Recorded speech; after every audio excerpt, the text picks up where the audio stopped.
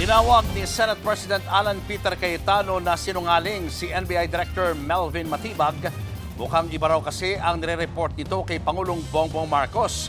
At dahil dyan, nananawagan si Cayetano sa Ombudsman na suspindihin din si Matibag. Bukod dyan, binira rin ni Cayetano ang Senate Minority. Live mula sa TV5 Media Center, nasa frontline ng balitang yan si Mon Galvez. Mon, anong update dyan?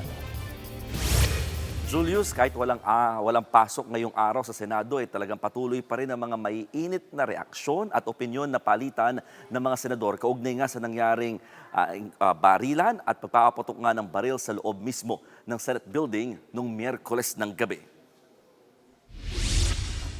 Nagsisinungaling daw si NBI Director Melvin Matibag kay Pangulong Bongbong Marcos kaugnay ng nangyaring barilan sa Senado. Ayon yan kay Senate President Alan Peter Cayetano. Hindi naman daw niya kinwestiyon ang agad na pagtawag ni PBBM kay Cayetano para mangamusta at siguruhing hindi gobyerno ang namaril. Pasensya na po sa mga kaibigan, mga kakampi sa DDS. I take that po, yung sinabi ng Presidente, I assume good faith. I assume that when I am told as Senate President and when the President speaks, he is speaking truth. Ang problema is he being told the truth. Is Matibag and others under him telling him the truth, or do they have their own agenda for 2028? Sa kanyang Facebook Live, nanawagan si Cayetano sa Ombudsman na kung sinuspindi ang Senate Sergeant at Arms na si Mawa Plasca, dapat ding suspindihin si Matibag at iba pang opisyal ng NBI para patas.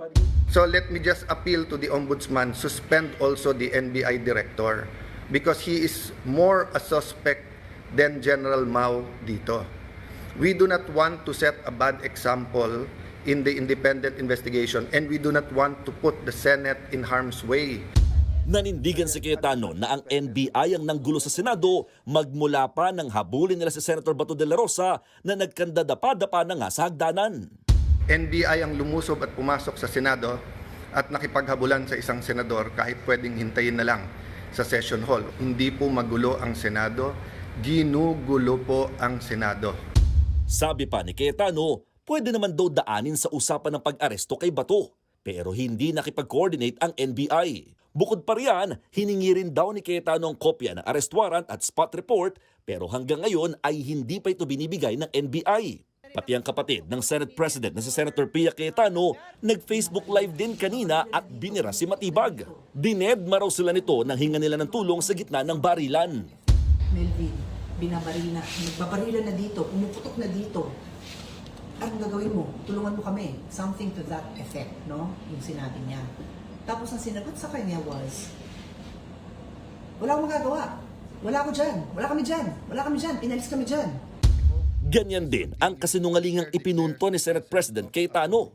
Sabi raw kasi noon ni Matibag, walang NBI personnel sa GSIS o sa Senado. Pero kalaunan ay nalamang hindi pala yan totoo. Nakuhanan pa nga ng video ang ilang NBI agents sa bahagi ng GSIS. Nauna namang iginit ni Matibag na ang pamunuan ng GSIS ang humingi ng tulong sa kanila kaya sila naroon. At dahil naroon sila para sa GSIS, hindi nila kailangang magpaalam sa Senado na nangungupahan lamang sa gusali ng GSIS. Sabi po, inimbitahan doon ng GSIS, yung presence namin doon is legitimate and legal. GSIS being the owner of the entire complex, at ang Senado po ay nangungupahan lang, so we have every right to be there. Bukod sa isyu ng barilan sa Senado, binabali rin ni Senate President Cayetano ang anyay propagandang pinakakalat daw laban sa mayorya, na kaya raw nagpalit ng liderato ay para harangin ang impeachment laban kay Vice President Sara Duterte. Lahat po ng kinakalat nila na ito po'y lahat na nagaganap para protektahan lang po ang isang tao ay hindi katotohanan. Hindi po kami magko-convict dahil lang po sa politika, hindi rin po kami mag-aakwit dahil sa politika. Nanindigan din siya na mas mabilis kumilos ang mayorya para umusad ng impeachment. Wala rin daw silang balak na harangin ito kaya tuloy-tuloy raw ang pag-convene nila sa Lunes, pero hindi pa ho magsa-start ang trial kasi sasagot pa ho ang Honorable Vice President. So wala pong dahilan na magmadali silang magpalit sa Monday even if they will recycle another narrative to say that this is for the impeachment. Unang umugong ang usap-usapan ng panibagong kudeta sa Senado nang mismong si Cayetano ang magbunyag nito sa kanyang press con kahapon. Ginagapang na ron ng minorya ang ilang majority senators para magpalit ng liderato at meron daw halong pananakot. Bukod dyan, binira rin ni Cayetano ang minorya na tila sinisisiro sila sa nangyaring barilan.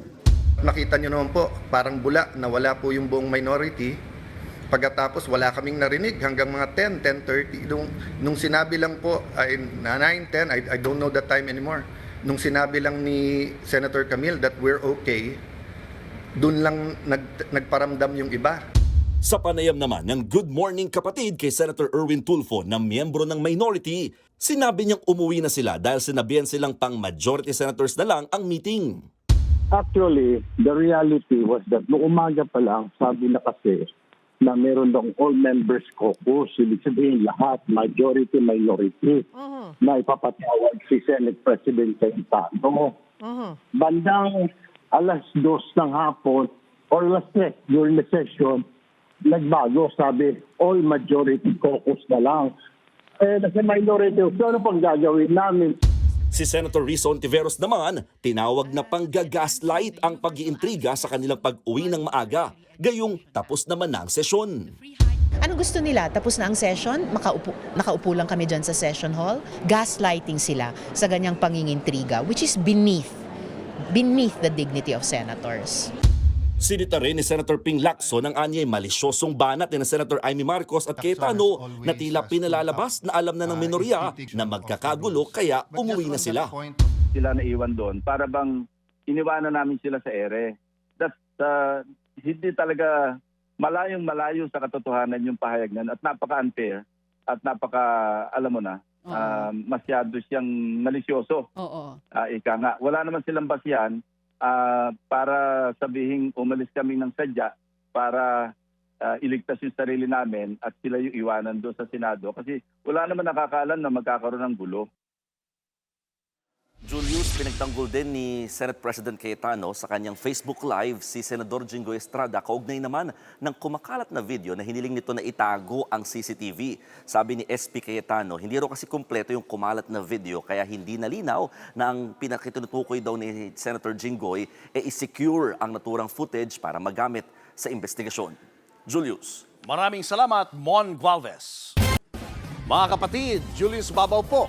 Para sa komprehensibo at makabuluhang balitaan at talakayan, mag-follow at mag-subscribe na sa social media pages ng News 5.